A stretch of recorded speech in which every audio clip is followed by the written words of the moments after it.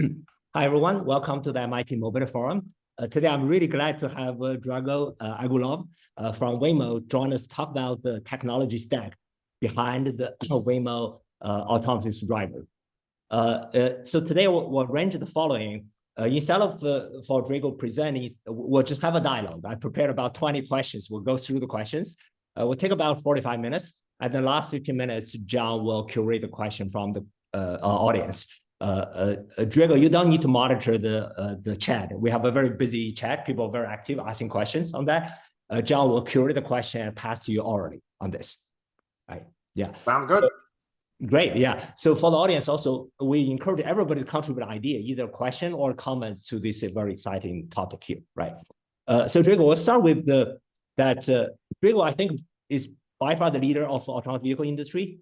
You serve about 250,000 trips per week now, I guess. So it's quite. We announced this, yes, around April, I think. So by now it's somewhat more than that. But yes, indeed, yeah. At least that much. Also just very excitingly, you recently announced the highway operation in the Bay Area on this, right? That's very people are excited about it. So first of all, maybe tell the audience a little about yourself. How you get into this field and how much you work, which team you lead in Waymo, what type of contribution you make there? So I'm a vice president of engineering at Waymo. I used to lead what was called the applied research team at Waymo. And now the team evolved into a new entity called AI Foundations. We build some of the large foundation models for driving off-board, typically. Where you can use more compute and to leverage, less constraints in terms of, latency and the response. So we can analyze a lot of our data and serve as a teacher to the onboard models or the simulator, right? So that's what my team does. We still do a lot of research. You can see some of our past research is on waymo.com/research. We have over probably 100 publications by now. We've been doing this for a while. Generally, Waymo is Alphabet's autonomous driving company. It has a long history. I did my PhD at Stanford, and there I overlapped with Sebastian Thrun, who from Stanley fame, for those that know the first DARPA Grand Challenge in 2005. And Sebastian made it to Google and was at some of the roots of starting Waymo. And I was around there, actually. So I had exposure to autonomous driving for a long time, both through my PhD and through my early work at Google, which was not on Waymo. It was on various computer vision perception models. I worked on Street View. I worked on understanding photos and annotating them for Google Photos and other applications like that. So we shipped a lot of the backends using neural nets for the large image understanding models at Google. And for a while, I stayed out of the autonomous vehicle space. So the first maybe 10 years of my exposure, I stayed away. I felt it's not ready to really ship and scale. I felt our understanding, especially of perception and our capabilities in AI, were limited for this. And then around late 2015, I decided to get into the space. So I've been at Waymo over 8 years. Generally, I view myself as a machine learning AI modeling person, also as an engineer. And I think Waymo on its own end has a long history. So it started in 2009, which is over 15 years ago. We had our first autonomous drive of a customer, a person in 2015 in Austin, Texas. We opened our fully autonomous service to Phoenix East Valley in 2020. And since then, we've been expanding quite rapidly and growing in capabilities. So now we're in 5 major metros, serving, as Jinhua mentioned, over 250,000 trips a week to customers, paying customers. And these 5 metros now are the whole San Francisco Bay Area, which is the west side, but that's what usually is called Bay Area. Phoenix Metro, Dallas. Sorry, not Dallas. What am I? Austin, Atlanta, right? And so we're in Los Angeles, last but not least. These are the 5 big metros we're in. We announced freeway driving to customers. We've been actually doing in small amounts this for a long time. We've been working on freeway driving and as of very recently, the last few weeks, we started actually driving external folks on freeways. We announced we are starting driverless service in 5 more cities this year, right, which Miami being the first. And in coming weeks, we announced we will do also Orlando from Florida. And now we're getting to Dallas, Houston, and San Antonio. And for 26, we've announced more cities. So we're scaling to at least a dozen cities and internationally. London comes to mind. We announced we plan to start fully driverless operation in London next year. And we're also on the ground in Tokyo with some of our vehicles as well, experimenting there.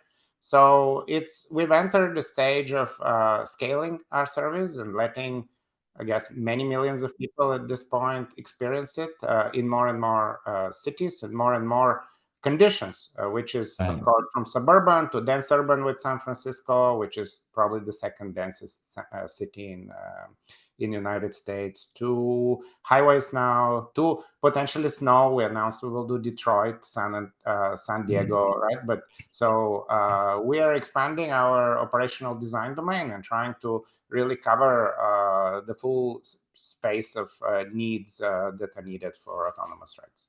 Right. So this is a stunning success you have achieved. But before I get to the bit technical questions, I do want to ask you a little bit kind of a fun question. So why did it take so long? Right. We had this dream in 2007. We said we'll solve this problem in 5 years. The AV industry as a whole somehow underestimated the challenges. Right. Yeah. So you've been observing this field for like 20 years. Where do you see we underestimated? What was the challenge that until now we couldn't solve this? Right? I think a lot of this now is becoming obvious with other AI models too. So it's not hard to give very compelling demos.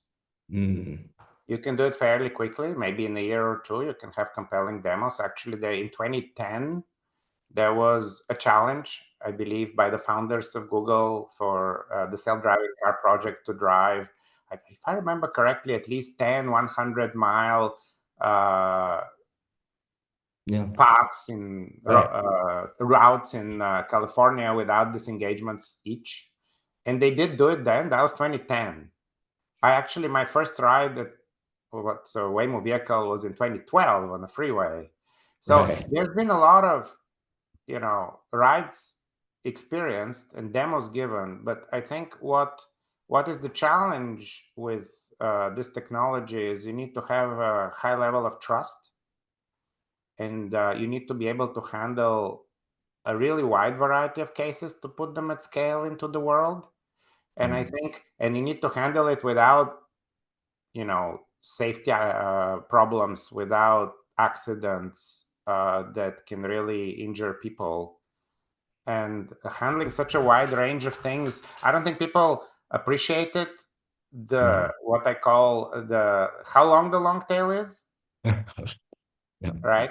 And the long tail extends to 2 parts. So when I talk about autonomous vehicles, there is the first challenge is build a driver that can ideally handle them.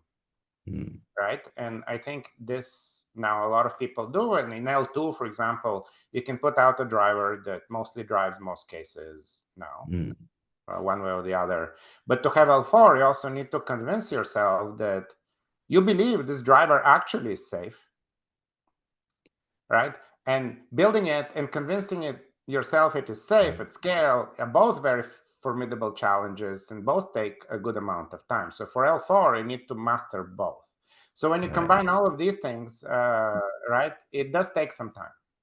That said, Waymo over time mastered a solution to both, and we've been able to iterate and scale and make improvements at a fairly quick pace at this point, which of course then you can observe in our expansion rate. And we've also been able to build a stack that we do believe generalizes quite well from one city and one area to another. And again, that's another prerequisite that you need to have if you need to scale at the rates that we are now pushing to do. I see. Yeah. So now we finally tackle this highway driving part, right? Tell us, what was the challenge that we couldn't deploy at scale, and what are the solutions you use to really finally get this stage? So there is a bit of this initial belief when I was getting into autonomous driving that maybe freeways are easier, right? Yeah. And why is that? Because actually freeways most of the time, nothing particularly interesting happens. You can go behind in some lane and drive in it for a while and exit, and everything is quite straightforward to handle, right? But now you say, okay, downtown San Francisco, there is all kinds of crowds and strange behaviors and complex intersections. However, freeways present a qualitatively different challenge. And the main challenge comes from the speed at which you're driving. And so still a lot of complicated things can happen on freeways. There can be collisions in front of you. There can be all kinds of weather effects. There can be construction. People and animals still can come out. There can be all kinds of debris. Even if things happen on freeway quite rarely, particularly interesting or challenging things, they do happen sometimes in millions of miles. And you're operating at a very high speed, and some of the things can be hardware failure. So your brakes, power steering can go off, brakes, some of them can go in. You can have all of these things that, for you to be safe, you need to think through your stack bottom up. I mean, compute failure can happen, right? All of this. So you need to have a robust safety case spanning all the way from the hardware and the system to the software and the validation. And often one of the underappreciated challenges of freeway is that if something happens, you can't necessarily just stop. When you're at 70 miles per hour, it's not like you hit the brakes and stop in the middle of the freeway. That's already not safe. So the requirement in the city, in San Francisco, I mean, worst case, maybe you can stop and you mostly are moving at 10 miles an hour and, it can be okay. In the freeway, you cannot do that, right? So you need to keep driving often, potentially for a mile until you hit the shoulder. Even in degraded condition, all of this needs to be tested and validated.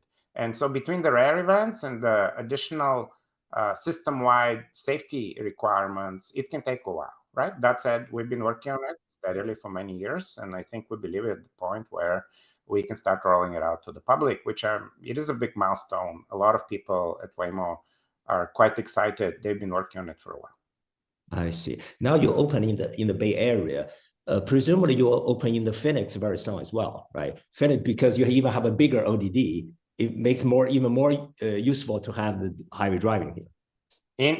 I believe, I don't know exactly actually the rate of which exactly areas we're opening at what cadence. So the intent is to open freeway driving in most of our metros. And there, indeed, in the larger the metro is, and the more you're doing airport drop-offs and so on, the more incentivized you are to offer freeway riding. Yes, indeed, from one end of our Phoenix area to the other, it can be over an hour, and on the freeway, it can be 2 to 3 times shorter, right? Like most people would not want to sit in a car as nice as it is for too long. And so it's key to making progress and making our service useful. Now, separately, I did not announce this, but we also, as part of our opening freeways push, we're also enabling rides to San Jose Airport in the Bay Area, which is, again, our second airport or third that we're already servicing. And it's a key use case to take people to these transportation hubs like airports. And I hope we will be able to do more of this. But freeway is another enabler to this for us. Indeed, yeah. So let's move to a few kind of technical questions. I'll start with this kind of architecture, right? There's a constant debate between this end-to-end design, architecture design versus modular design.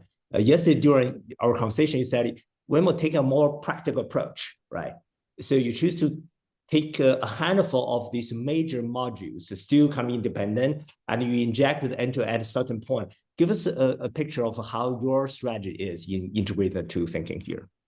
So I don't think it's a dichotomy. It's like either you're end-to-end or you're modular, right? There are different concepts which serve certain uses. So end-to-end is the ability to train from outputs to inputs and learn rich representations automatically of the environment from these inputs. And it's quite powerful, right? So instead of the humans designing some representations, intermediate representations, you enable the system to do it. And I think this is now standard, right? And for a while, and a lot of the say visual language models and a lot of the AI models do this, and that's part of the appeal, right? So end-to-end is very useful for this capability. And I think also because in our domain, we do have a lot of data of driving. So there is a lot of gradient to push from outputs observed by human drivers and what our vehicles should be doing. So it's appealing. End-to-end is a good property. But there is this question when people turn it into a dichotomy, it's like, is it end-to-end or modular? Well, end-to-end by itself is not necessarily enough. Right, and our experience tells us that one can do better by not just relying on just pure end-to-end learning. And I'll give you just a simple example why. So the input space in our domain is extremely high dimensional and complex. Situations occur and develop over a period of 10 to 30 seconds. So that's a lot of temporal context you potentially need to understand. And then in our case, we have 1 or 2 dozen cameras on the car. We have half a dozen lidars, half a dozen radars. This is hundreds of millions of readings per, at 10 to 30 hertz. So you end up in the billions to tens of billions of readings per second. Now, from all of these representations, you need to learn to predict, well, XY trajectory, or like an action, which is throttle or steering. They're mostly 2 numbers. How much gradient can you push, right? So it's a lot of data. But now the question is, and a lot of these large models just trained like this, you need to be able to do reasoning. You need to understand, ideally, and you need to not hallucinate. And having richer representations of the environment help with this. And they also help with understanding, hey, these are the cases when the model even is doing well or not. If it's just a black box, it's problematic. And so you need to combine these things. So some kind of structured end-to-end potentially addresses both concerns. So I can say this. So it's not a either or. I think from a practical approach, you use each technique for what it is useful for. But I see. Yeah, particularly in this safety critical application, you need the controllability, you need the fixability on this, right? You need to introspect the model, right? Yes, and the model needs to potentially be able to introspect its own understanding as well, right? So having richer representation often helps with this. Yeah, right. So the next question related is the integration with the foundation model, right? Like for example, you guys are already using Gemini into this. Give us the trade-off being between using the existing foundational model, then add on top of this driving specific one, versus say training an autonomous vehicle driving specific model from scratch, for example. Right, and I'll say a couple of things. One is, so I'm not claiming we use or don't use Gemini, right? Just to be clear, we have not announced anything specific. That said, we have research into both kinds of models. So we have a lot of bespoke Waymo architecture and developments over a long time now, over 10 years. So there's a lot of interesting learnings in model design for autonomous vehicles. We may get more into this in the future. So we have Waymo bespoke learnings how to do models. We also have a lot of experience, and we have paper, for example, called Emma, which was exploring the use of Gemini for autonomous driving tasks, right? And that has a certain set of appeal as well. But one of the learnings also of that paper is that probably Gemini by itself is not the best thing you can do purely to drive. You need a lot more of also Waymo specific learnings added to this to really handle better spatial reasoning, multimodal inputs, and longer context memory. All of these things you can enhance further from just using a vanilla Gemini 1.0 model at the time, which was the paper. So we have an experience with both. One of the big appeals of these vision language models is that, of course, now we understand, and I think we've understood it for a while, everyone even in the 10 years office, ago. right? So far. Yeah, okay, cool, thanks. I worked on related topics, no problem. We understand the scaling laws for a while, but now recently, as the models got more powerful and the architectures, the scaling laws become even more compelling. And this idea of pre-training on internet scale knowledge and then fine-tuning to specific tasks is very appealing. right?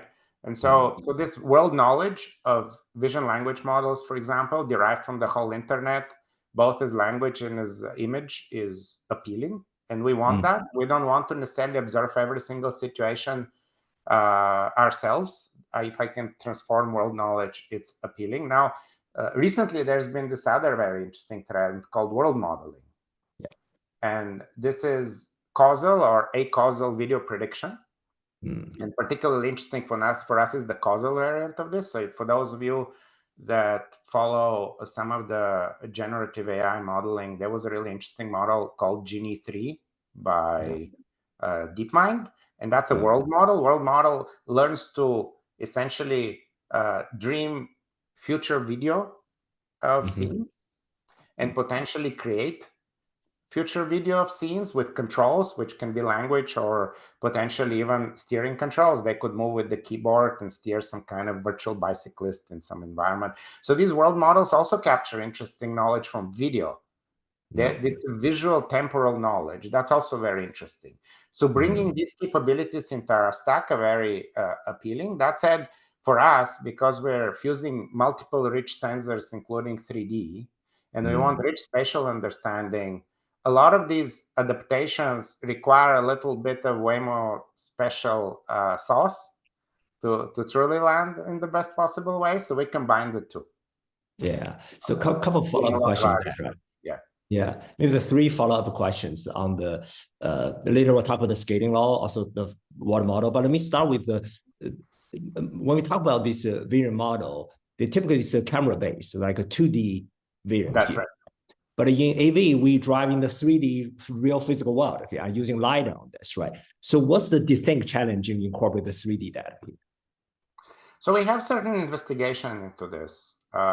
Historically, what was learned, and this was a long time ago, even maybe you can say 10 years ago or more, is that when you're especially fusing multiple sensors in the environment, but even if you just do a camera-based perception over time, if you want to reason about spatial concepts, it helps to represent some of the world in what we call bird's eye view. So there are Euclidean coordinates centered around the vehicle and it's some kind of grid or whether 2D or 3D into which you collect a set of features or you have anchor embeddings with which you query a bunch of sensors, somehow mapping things to 3D and fusing a lot of information there as opposed to thinking of having, I don't know, a couple of dozen separate sensors, each with its own representation, seems to generalize a lot better. So if you are able to reconstruct Euclidean representations of the world, you can reason a lot better, you can model things a lot better, you can power simulation that's physically realistic a lot better. So a lot of the vision language models, at least in their straightforward current representation as learned from the internet, do not directly model or are concerned about this Euclidean 3D space. And so now there's an interesting challenge because they're not trained to necessarily reason in that space, and you want to preserve the world knowledge. It's tricky to adapt those models too much or fuse them into that space without potentially destroying some of the world knowledge. So there's some interesting considerations. Depending how you design it, right, you need to be mindful of. Ideally, you want to do more spatial reasoning and Euclidean space reasoning in 3D. But depending on how the model is trained, you may need to, make certain trade-offs. And we're trying to understand these trade-offs. But generally for us, when you have all these sensors and you're doing spatial reasoning, being more 3D. A follow-on on this, the recent paper has this enhancing motion forecasting with plug and play and MMM on this, right? So you had this, you preserve the generalist capability of MMM, but plug in. So tell us a bit detail about this one. This one or S4 driver? I was mentioning the other one when I was talking. Oh, yeah. I don't know which one you're curious to learn about. Yeah, start with the previous one you were talking about. Finish that, then we talk about S4 driver is an example of a study where we try to uplift VLM model to 3D space without losing too much of the initial representations, and showing that when you train then end-to-end through this updated representation, you may have better scaling towards predicting future trajectories of driving commands, right? That's one thing we did. Yeah. I think some of these plug and play is a different take, right? Yeah. So we're showing how to extract more structured representation from these VLMs, and sometimes you need to query them in a closer format to textual format, right? And then leverage the outputs of that and combine it with some autonomous driving specific representations jointly and predict. So there's different ways to mix more autonomous driving traditional approaches and VLMs, and that these are some of the example papers. I think if people are interested, I recommend you guys check them out. They're on our website. All right, yeah. So let's move to this kind of data efficiency scaling law type of question there, right? So in this scaling law paper, you talk about the distinction between the scaling law in the motion space versus scaling law in the language space here. Particularly, help us a little bit understand. You said the optimal AV model approximately 50 times smaller than the optimal language model, right? What does it mean? Give us the implication here. So just to recap what we did in this paper, we have an approach called Motion LM that we developed maybe 3 years ago or more. Yeah. And the idea there was, hey, can we take the large language model idea of autonomous, of autoregressive decoder model, and how next token prediction in language you pre-train and fine-tune to generate, well, conversations. What if you treat motion prediction in a scene as a conversation? So the idea there is you have a set of actors in the world, and they're all speaking to each other simultaneously by moving. All right. It's a very intuitive idea. It's trying to apply the LLM concept to autonomous driving model. And when you do this, essentially everyone's outputting tokens simultaneously at each other. And you can model these joint streams of tokens that ultimately model the interactions between all of these agents. Right? And so if you formulate this architecture, it turns out it's quite compelling, and you can train it with, of course, next token prediction over arbitrarily long horizons that you may want in these scenes.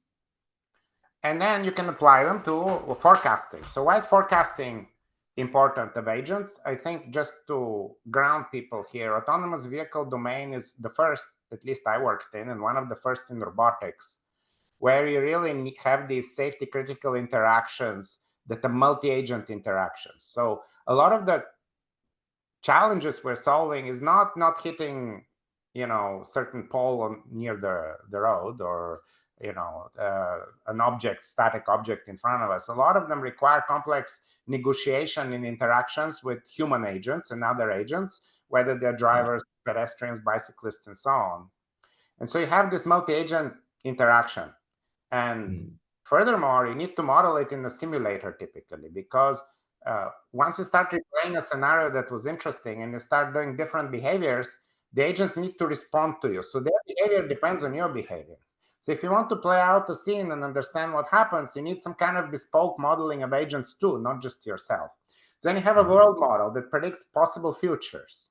And this Motion LM is that kind of simplified world model where you're just modeling how agents in environments behave when they interact with each other, right? So now I have this model, and it encodes a representation of the world and tokenizes, gives it as an input to a LLM-like model, and you output these motions. Now the question is, how good is this model? That was quite state-of-the-art for motion prediction when we did it. And then we started what happens if you keep scaling this model. So because one of the great autonomous vehicles have two great properties as a domain, as a robot. One of them is the hardware, I would argue, is ready as a product, right? So we have the sensors and compute we need, I believe, at this point to deploy autonomous driving vehicles, right?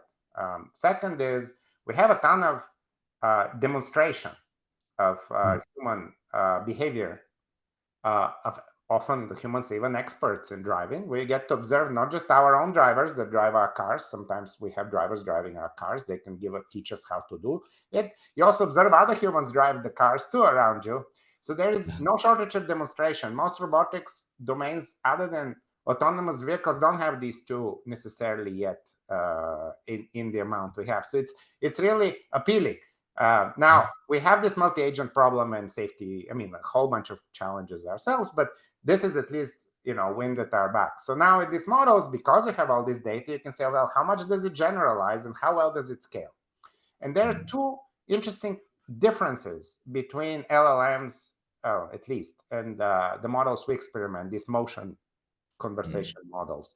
One of them is, so the motion vocabulary is small. Language is extremely rich. The amount of tokens and concepts in language can be in the hundreds of thousands, and I don't know, even more if you count all the languages and so on. In motion, you can only do a few things. So the vocabulary is a lot more limited. The challenge for us is all the richness of the inputs is extremely high dimensional. And then you need to think of these joint futures. So our output space is simpler, right? And so maybe you don't need such a big decoder to model so many possible outputs, right? That's one. Second thing we see is, I mean, it's all relative to how much data you see.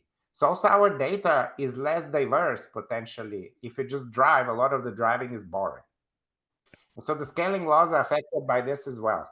So that's why your models end up being smaller for comparable amounts of data. First of all, because our long tail is quite long, right? You're looking at unusual interactions happening, for example. They don't happen that often.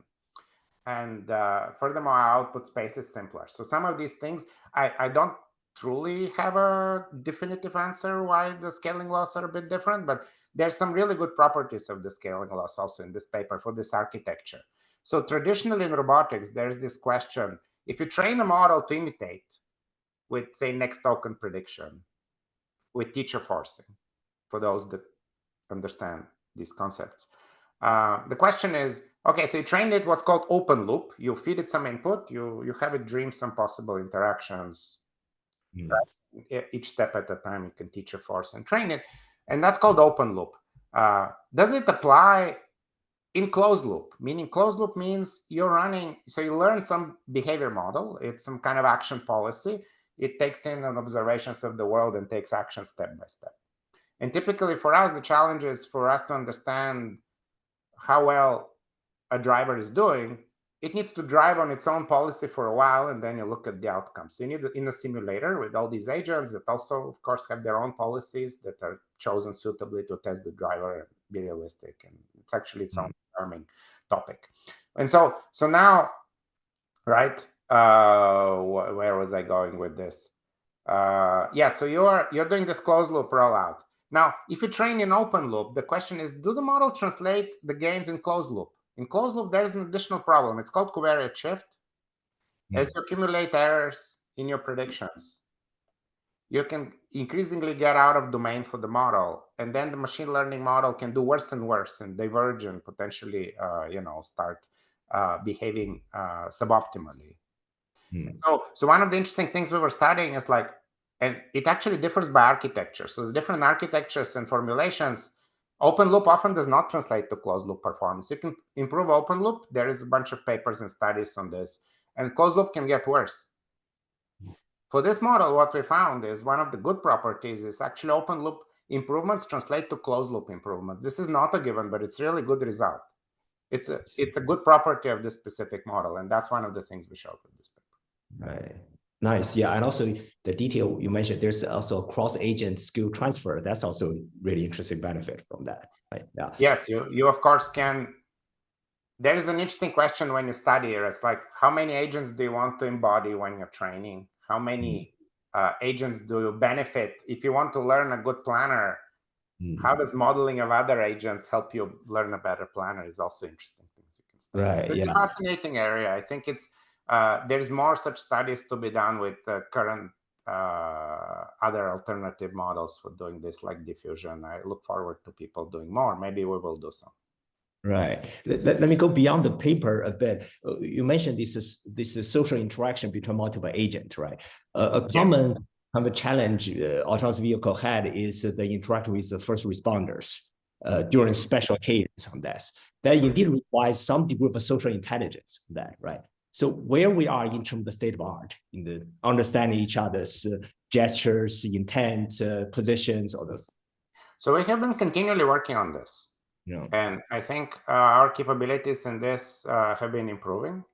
Even in the past, before too much of this generative AI technology and large models kept developing, we have blog posts, for example, from maybe 5 years ago or so. We would actually model the pose of the pedestrians near us and the gaze, and we would understand. So you can see we have a blog post showing you how the skeleton of all these pedestrians moves, and you can see Waymo understanding it. And we have examples, of course. We have to do our best at understanding gestures of personnel that's directing traffic, of responders, of firefighters, and we work on this. It's challenging. In construction cases, of course, people also can give you all kinds of instructions, including holding signs. All of this we work on, right? And I would like to believe we're continuously improving in this. It's not a simple problem. This is situational awareness of humans. Yeah. On that, I think the autonomy will need to understand the kind of the hierarchy skill, right? There's a different set of rules, but under certain conditions, you have to violate certain rules. For example, you may have a landmarking, but under construction, you may have a cones. On top of the cones, you may have people holding a sign. And against the sign, people may give you a gesture. All of them may come to each other, right? If you need to understand which one is more important and follow which type of rules in that condition. I agree. I think there's an interesting question of, can you write the reward with a single formula? Right? What's the reward for autonomous driving? I think it's a bit like this. Each rubric or type of rule, in theory by itself, it's relatively easy to specify, right? Like you shouldn't cross a double yellow, and you shouldn't, follow the stop sign if a random person's holding it, but you should obey the stop sign if it's on the proper sign on the sign. Like there's a bunch of these rules you can outline, but when you mix it all, then it becomes a case of, you need to prefer some over others. And I think this kind of information and training the models to do that is important, right? So when possible, a lot of these imitations and potentially simulations that we do to test and to train the models do help with this, right? So one can targetedly aim to learn and collect information both from our expert drivers and also in other ways from rewards, from outcomes in simulators to keep shining light on this. It's not a simple problem. It's not easy to write down a single reward function for everything. Right. Yeah. And then moving to this long tail and open data set, Waymo made a big effort of popularizing this open data set and invite for challenges, WOD. Tell us a bit more about the data set. Are you keep updating that, enrich the data set? What type of challenges you are inviting people to participate? Thank you for bringing up our data set. We've been working on this since 2019, and we released it in 2020, and we continue expanding it and enriching it with what we believe is either useful data or useful task definitions and metrics and leaderboards that help community make progress on tasks and challenges that we believe are important, right? So we every year we try to expand the set of things we have provided, and it spans a very rich set of cases. It spans all kinds of perception challenges, typically at the intersection of camera and LiDAR, and 3D, which is more autonomous vehicle specific. And it spans a lot of behavior and challenges, agent modeling, forecasting of future interactions. Just now, very, very recently, we had a very commonly requested feature. So if you want to do planning, typically you condition the policy on some route that you want the agent to take because you're usually trying to get to a certain place and the route tells you where you're trying to go. We had not published the routes, and now we're publishing them. So they're available. So it will be planning-like challenges, or planning challenges will be easier to do with the data we provided. But this was our way. So the Waymo Open Dataset, the way we treated it is, it's a way to connect to the community and give back in the form of, hey, these are the challenges and the tasks that we believe are relevant to work on. And here is data we believe is suitable for the community to also make progress with us on these challenges. And here are the metrics we believe are reasonable to measure what is progress, right? So that's one of the, I believe that's one of the best investments we could do to well, collaborate with the academic community. And we will continue doing this. I think most recently we launched an interesting challenge that's called end-to-end driving challenge. That one's interesting too. There is a lot of, as you know, interest in end-to-end modeling and reasoning in these systems and handling rare cases. So we collected several thousand fairly rare types of situations we see on the road. And we annotated it, and we're testing if models built by the community can generalize and understand these more rare types of situations that are less about bounding boxes and agents moving in 3D space. They can include complex semantic understanding. And so there's been a lot of uptake of this challenge, which was good to see. Right, good. So last two questions from me. I will give it to John for the audience question. Maybe I'll ask both so you can combine the answer. The first one is, when your team published these research papers, right? What's the process does it take to translate into the actual production in the Waymo driver on this, right? So that's why. Maybe I'll combine the second question as well. The second one is, so it's already developed at this stage of technology. So let me give you two options, which one is a more priority. One is saying the technology, of course, we can continue to improve, but it's good enough. Let's push it to 100 more deployment. So I move from kind of build to bring to everybody, right? Make it more affordable versus saying, no, we'll continue to push the safety frontier from a 5x improvement to 100x improvement, which means maybe more costly, but much more safer than that, right? So yeah, that's the two last question for me. Yeah, so I mean, in terms of research, we're an applied research team historically, and now we build also these large foundation models for Waymo as more of a direct mandate. So with our research, we always try to investigate areas that we thought would move the bar in Waymo's understanding or capabilities. And so there was always a strong intent and push for folks when they develop a particular concept or advance in research to try and experiment directly with the production models and stacks and see how these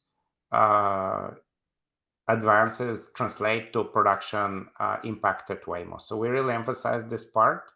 I can't one by one describe which of these works really impacted production versus didn't, but it was always meant to shine light on key areas we felt it's important to make progress in or increase our understanding of. In terms of, should we just do more safety? Should we expand more? You always want to do kind of both. You want to push the bar in multiple directions. I will just tell folks a fact, where we are with regards to safety and our understanding. So Waymo is quite, we explicitly try to be transparent about our performance in the domains we drive and engage with the cities and file the reports with the necessary details. And one of the things we have continued doing, even from early on, we periodically publish our safety statistics from fully autonomous driving in the cities where we do. And every few 10 million miles that we drive, we update these statistics. And the last report was maybe a couple months ago to a bit longer. It was close to 100 million miles mark. So we are over 100 million fully autonomous miles driven mark. We are over it. But around that time, we published the report so far how we're doing. And the short is, in our estimate, compared to human drivers in the same operational design domains where we go, we're at least 5 times safer with regards to collisions and injuries. And we are at least 12 times safer with regards to impact on pedestrians and bicyclists than comparable human drivers, right? And so that, I believe, at 100 million miles, data is starting to become quite statistically significant. It's good evidence that these vehicles contribute to safety.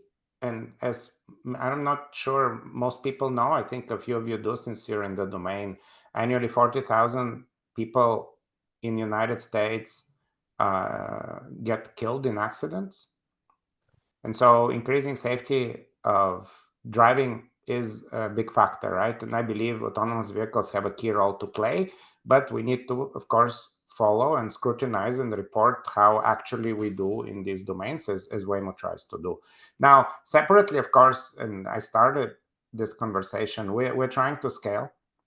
We want to bring this technology that we believe at this point is quite good to a large number of people. And from some point of view, this safety numbers is an additional mandate to try to do that, right? We want to bring these capabilities. And so to me, as a machine learning person, right, a lot of the interesting research is how do we harness even better the reasoning capabilities, the scaling capabilities of the models, such that with the data we have, we can build drivers that generalize a lot better to more new conditions and build simulators and testing harness around these drivers that can tell us a lot faster, validate them in new conditions, right? So as long as we can make progress in that and cover the operational design domain such that snow, right? Like we want to do snow. Detroit, where we're going, has snow. We want to do left side of the road driving in London and Tokyo. We want to do freeway at a lot larger scale than today. That will over time increase in volume. We're starting somewhat on the small side, but all of these things we want to push, right? Of course, we don't want to compromise safety. I personally believe, and I hope our safety numbers keep improving in the future further, right? There is good reasons to believe it's possible. Great. Yeah. So John, the first for the Thank you so much, Drago. We had an extremely active chat. As you see, we had close to 400 people joining this call, and we will share the chat file with you after this. But Sorry, I was not able to read it. I don't know. I know.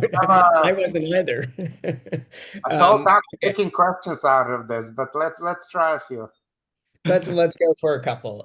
So look, very early on, so just for context, we had Missy Cummings join this forum a couple weeks ago. So I'm sure you're familiar with some of her views on the topic. Early on, Eric Sabina asked a question, does Waymo still have some quote unquote minders monitoring autonomous vehicles to help them get out of a jam from time to time? So the question is about sort of teleoperations and backup humans. Missy had made the point that autonomous vehicles are not really autonomous because there's still some human support. So the question for you is really, Douglas Milliken asked, he's particularly curious about Missy's comments on latency and high-speed driving for human backup drivers in this kind of command center or this backup center.